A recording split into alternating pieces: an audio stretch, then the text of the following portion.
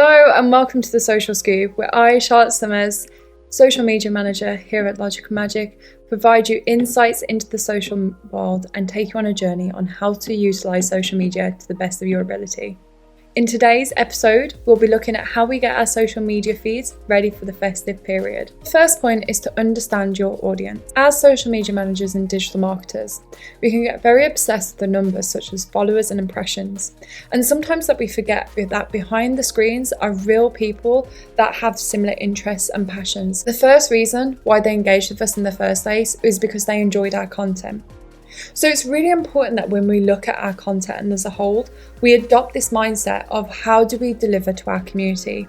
How do we deliver content that is important and people will engage with? It's why we're seeing a real shift in brands and organizations taking a community-driven approach. This community-first approach has been seen across many brands, but an example I would really like to share today is one of Refi.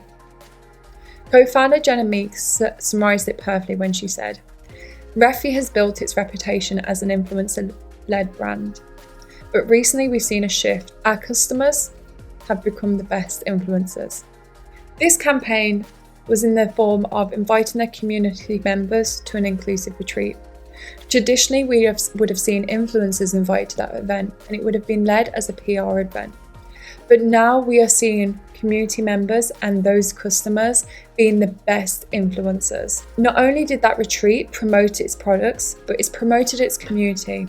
And now that community feels part of the brand's growth and a part of the brand's journey. It creates and fosters this real connection between consumer and brand. This shift in strategy is not only being adopted by Refi, and it really highlights the change in the industry, where people, the audience, are wanting real, genuine connections. We're tired of seeing this perfection, and we want to see the genuine, authentic individuals that make up community and the real world that we live in. It also pays homage to the impact that your community and audience has. We see all these amazing brands grow and focus on their followers and want more and more numbers. But the reality is, you only get those numbers if you understand your audience. And it's really understanding this shift and making sure that your community is at the front of your content. It's really important when looking at your audience that you do the following 3 steps. It's important that you know who you're targeting.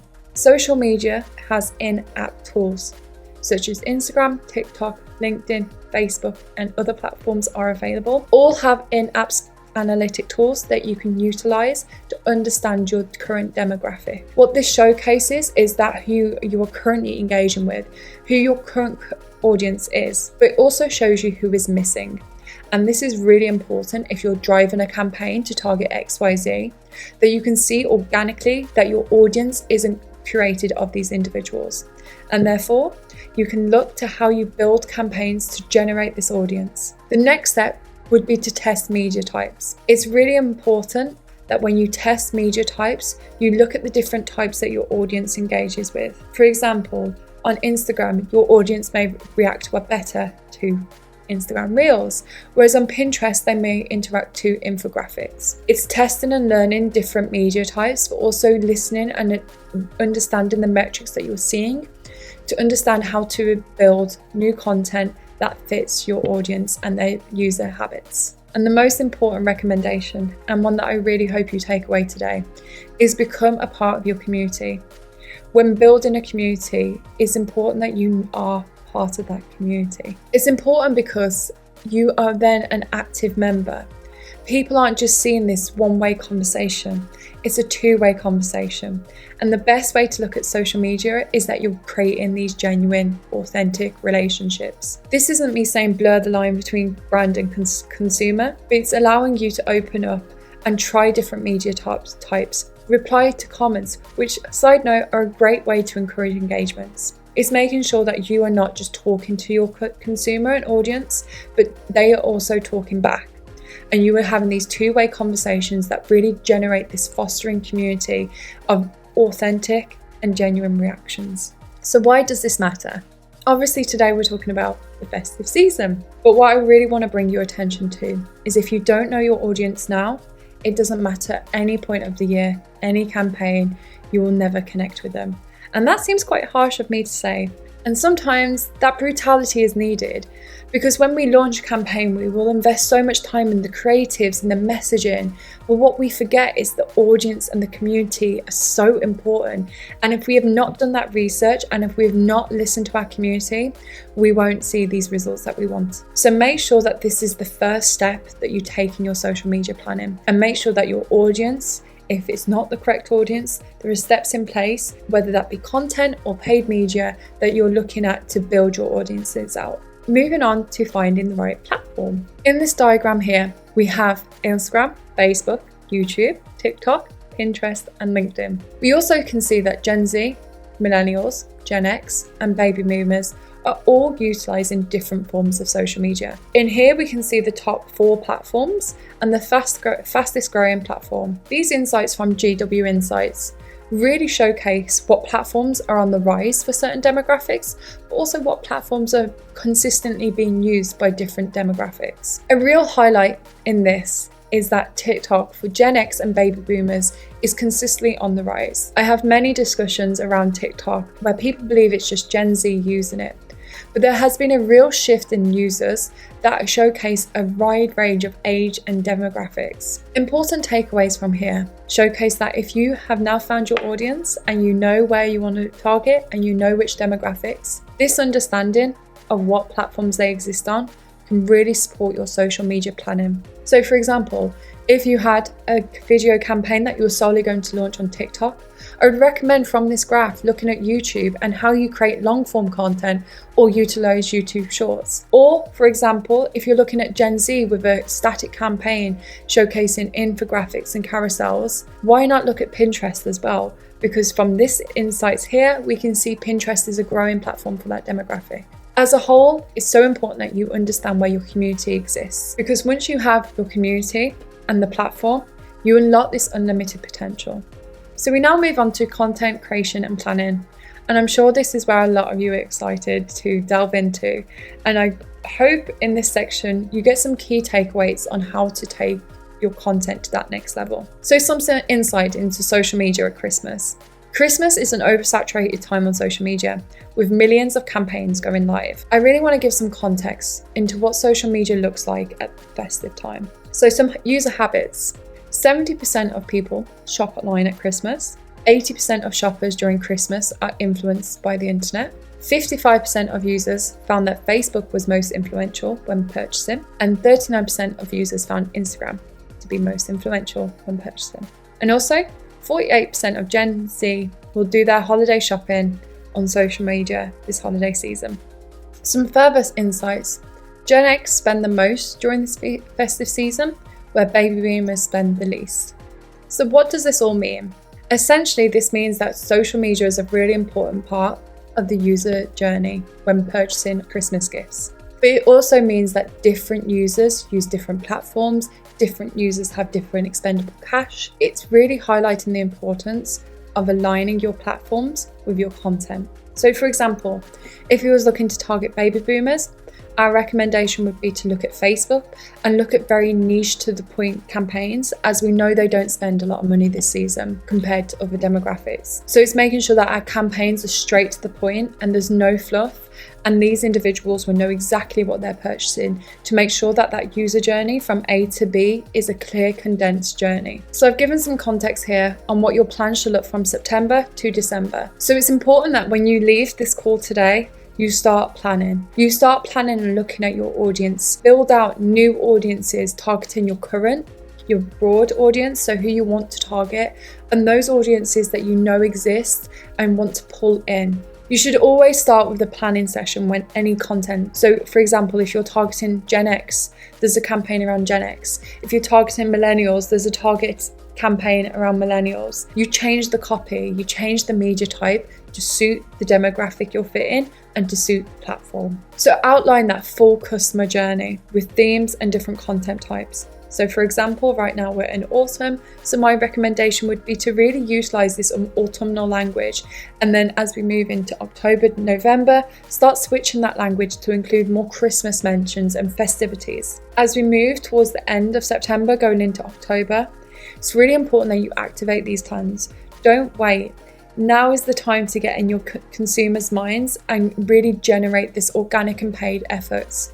So organically, create content that showcases your products, and from a paid perspective, look at building awareness, look at these broad audiences to bring everyone in to your organic campaigns. Really see how organic and paid can work together instead of having two different mindsets. We've got some important dates coming up in November, such as Black Friday, Small Business Saturday, and Cyber Monday. Here is a great time to look at how your organic social can really work with your paid social. So if you are providing, for example, a product offering with a discounted service for Black Friday, showcase the products organically that you're going to be providing these discounts on, and paid, creating awareness campaigns around the products and what they do. It's again bringing this whole user journey together. And as we move to November, going into December, it's really important that you adopt this test, learn and adapt mentality, which I'll get into. And in end of November to December, I really recommend amplifying the seasonal messaging. Go hard, make sure that everything has this seasonal messaging. And when I say go hard, please take it with a pinch of salt. Do not oversaturate your content. From an accessibility point of view, you want to ensure that if you're including emojis in your content, that you don't overload it, because those using a screen reader will have emojis read back to them. So again, it's going Christmassy, but it's refining it, looking at accessibility points such as emojis, and making sure that your content fits your user. Here are some best times to post on social media. This is a very generic overview of social media. And what's really important, and a key takeaway here, is that if your content doesn't align with your consumer, it doesn't matter if you post on peak times, because the content isn't suited for your user. So Buzzsprout here has provided some really great insights into the best and worst times to post. Generically, Sundays are always one of those days that you don't typically post on, and midweek being the most active and engaging times. A key takeaway here is to make sure that if you miss these slots, don't worry, please don't panic, you can still post. It's just showing you sometimes that there are heightened users on different times. But the main point here is to align your social media efforts to your community. In-app social media tools provide you insights to when your community is most active. So I would take the insights here today on your screen and also go away and look at your analytics and collectively figure out the best times to post. During the holiday season, we see many brands and organisations really push their promotions. So we see our feeds become excessively inundated with promotional content, with memes, with so many different types of gift guides and so on. What this really does is it creates a distrust within consumer to brand, because a lot of this time this content hasn't always been thought out, and it's essentially this mass hysterics of we need to post content, we need to get eyes. What I'm telling you today is that to slow down and make sure that your content, again, goes back to your community. I want to bring you back to the community-driven approach and give you some really important insights to around how this community-driven approach can really impact your social media at Christmas. So Tagbox found that 70% of people trust images taken from people like them over brand created images. What this really highlights is that 70% of individuals want to see people like them. Diversity in your campaigns is so important. So ensure that when you're creating a campaign, again, the audience is in mind. You have diversity, you're accessible, you're making sure that your content can be consumed by everyone and it has a meaning. Another really great example is 61% of users engage with an ad if it's user generated content. What this highlights is that shift in community focus and highlights that you need to entrust your community and use content creators to create engaging content that represents not only your community but the real world. And when you're creating paid social, you're utilising these pieces of content to see the full campaign as a whole. Another really great insight from Tag Social is that people rely on others for shopping recommendations because peer recommendations are seen as trustworthy, authentic, reliable. In fact, 9 out of 10 people trust peer advice when making a purchase. I may sound like a broken record, and that's okay in my world, because it's really important that I get across today that your festive period is filled with user-generated content and it's filled with your community. If you want to create genuine connections and stand out from your feed, your community is your strongest asset. And if you don't have a strong community, you can look at those within the community and reach out. Content creators are a great way to look at your community and build content out. An example approach of this is looking at your organic social. On organic social, I recommend to post 3 to 4 times per week. Use a mixture of user-generated content. So that could be community-driven content. And like I said, if you don't have a strong community, reach out to your community, encourage them to take pictures, create competitions with hashtags, create giveaways with potential user content coming out of it. It's really important that you look at your content and look at what you want and see how you can build a plan to get that content. If you are struggling with your community-focused content, you can also rely on content creators. Content creators are a great way and an affordable way to create content around your product or service. There is this shift back to an influencer campaign, but again, it's creating these real-life genuine connections. So if you don't have a strong community and you're looking to build this is okay. Look at those influencer campaigns and content creators who can really show these genuine and authentic connections and ask them to create content for you. That is a separate session to today. And in the future, we'll go into how you manage these content creators and influencer campaigns. Also look at your product offering. What are you offering? What do people need to buy from you? What is trending on TikTok, Instagram? Utilize social media and see if you can become part of the trends. Not every trend you need to be involved with. If one aligns to your brand, it's a great time to get involved. And lastly, look at those behind the scenes moments. Is your office having a Christmas get together that you can share? Are you offering a different service this Christmas? Really showcase the behind the scenes of how you get to A to B. People love to be nosy on social media and they love to see these journeys. From a paid perspective, you want to have a mixture of awareness and driving traffic to a specific landing page. Your awareness campaign can look at building awareness around a specific product or service. And this is great in ways you can build out audiences to target your current demographic, your potential demographic, your dream demographic, and those who are engaged shoppers online. It's really key that you outline your different audiences and target them with different product offerings on different types of platforms. Going back to the mindset of community first and platforms are really important. Also look at your website traffic. Make sure that you're driving people to a specific landing page to give them context. People are using this time to research around Christmas gifts. So make sure that you're giving them all the context required for them to buy that purchase. And additional paid media options look like Meta Catalog, the TikTok shop, making sure that your products are available to buy on social media if you want to ensure quick purchases. The next page is test, learn and adapt. It's really important when we look at different media types, we know what platforms they exist on. So I've given examples of the different media types and how you can test and learn on different platforms. So if we take video to start with, I recommend any video campaign should look at TikTok, Facebook and Instagram. And here we look at that user-generated content, so examples of your products or services being utilised. So for example, I'm recently engaged and when I proposed to my fiance, it was really hard to buy a ring. I did a lot of research on social media and I wanted to make sure that I was buying the right ring for her. Here, what I did was use social media and I looked at those different product offerings. What I found the most helpful were those gift guides of 5 ways to say I love you to your partner. This is the perfect time to create these gift guides and make sure that your product offering is on full display when it comes to your organic social.